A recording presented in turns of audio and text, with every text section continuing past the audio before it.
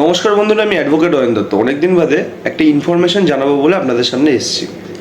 ইনফরমেশনটা কি, যদি আপনার বিরুদ্ধে কোনো চেক বাউন্সের মামলা অর্থাৎ নেগোশিয়েবল ইনস্ট্রুমেন্ট অ্যাক্ট সেকশন 138-এ আপনার এগেনস্টে মামলা হলো, সেক্ষেত্রে বেশিরভাগ লয়ার বা 99.9% লয়ার ধরে নেয় যে অ্যাকিউজডকে টাকাটা দিতেই হবে।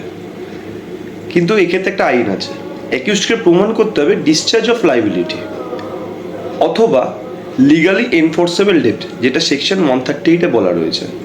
তাহলে আপনার উকিলবাবুকে বলবেন, ডিসচার্জ অফ লাইবিলিটি থেকে যদি আপনি আমাকে বার না করতে পারেন, তাহলে সেক্ষেত্রে লিগালি এনফোর্সেবল ডেটের ক্ষেত্রে সেটাকে প্রুফ করে দেখাতে হবে কমপ্লেনেন্টকে।